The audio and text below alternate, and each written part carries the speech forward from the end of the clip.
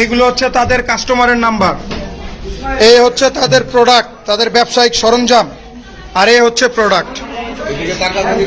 আসসালামু আলাইকুম সম্মানিত ম্যামেরা, ভালো আছেন? বলেন। আচ্ছা ওইখানে কি হইতো আপনি একটু বলেন তো, আপনি তো প্রথম ছাত্রদের কাছে আসছেন। সবাই চাইলেন, বলেন, আপনি বলেন, জোরে বলেন। আপনি কি কাজে আসছিলেন, কি দেখছেন, কেন ছাত্রদের কাছে আসছেন, সব বলেন।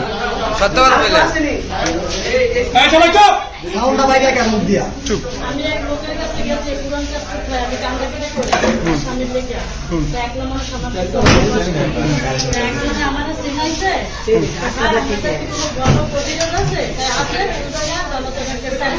জনতা ব্যাংক কোথায়? এটা সোনাপুর, ও কাশপুর, সোনাপুর জনতা ব্যাংক, খানের যে মার্কেটটা। জি বলেন।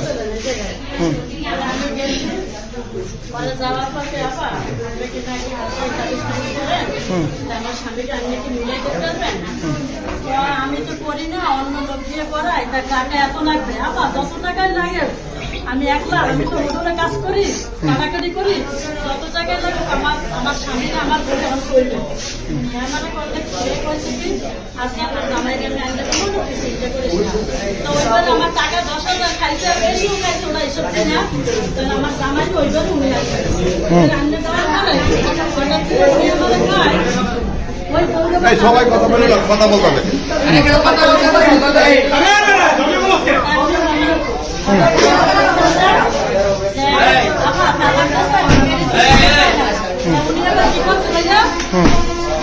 আমার সতীনের নাম্বার আমার কাছে রাখছে, এমনিটা তালাকের কাগজ পাঠাই দিচ্ছে, জ্বরে ছাড়াছাড়ি করে না এমন এমন।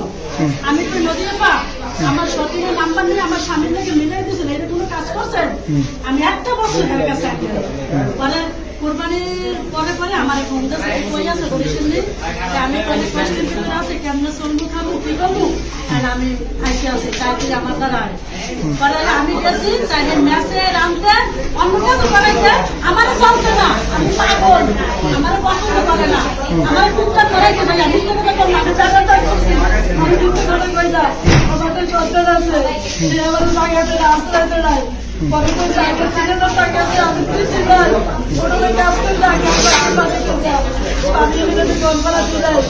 আমার মা আমাকে কাঁদছে, পাউডারি করে আমার বাবাকে পাগলামি করে খাইছে, এটা আগে দিব তো বাবাকে যদি নিজের কোরবানিতে 1 টাকা এটা হয় না, তারপরে কোরবানিতে সবাই যাচ্ছে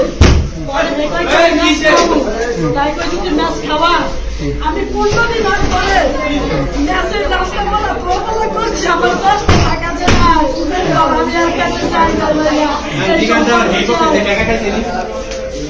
এই কালপিট হয়েছে 3 জনই তো, নাকি 2 জন কালপিট, আরেকজন আসছে আজকে।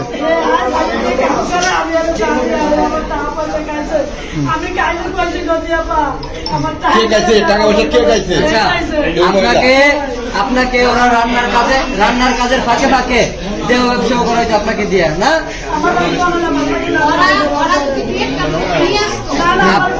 বলেন বলেন কি হয়েছে? 2-1টা লোক নিয়ে আসতো, আমাদের যদি আপনারা বলেন যে আমার মাইকে খালেন, আমার কোনো সমস্যা নেই। কাস্টমার নিয়ে আসতো কি? হ্যাঁ আপনার বাসা। আমারে যদি বলেন আমার মৃত সন্তান সব বাদ দেন, এখন আমি বলি এই বিল্ডিং এ আপনারা কেমনে ভাড়া নিছেন?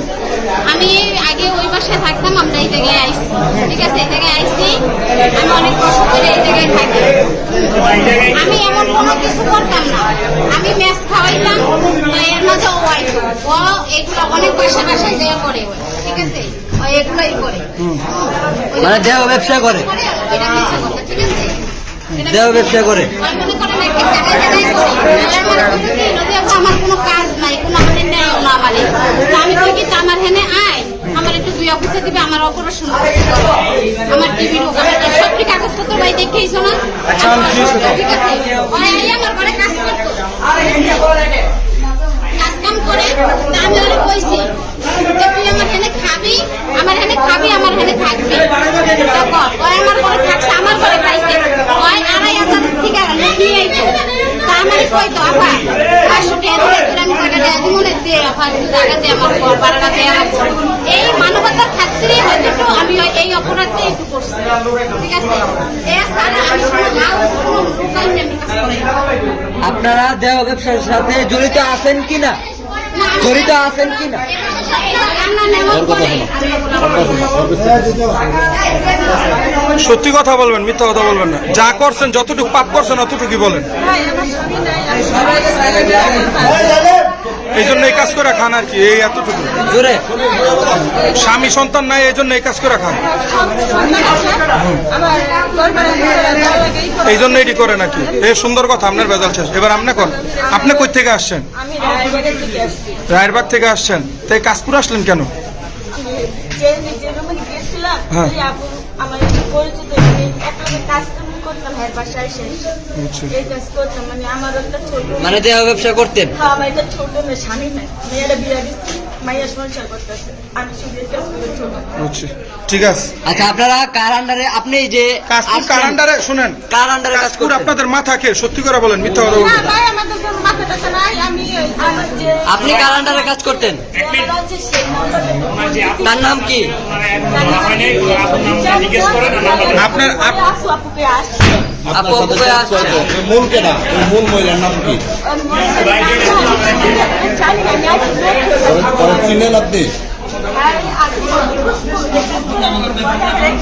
তখন আসছে কোথায় ওনা? পলাইছে আর কি। এরা যখন আমার রুমে গেছে, আমার রুমে কোনো অরিজিনাল এগুলো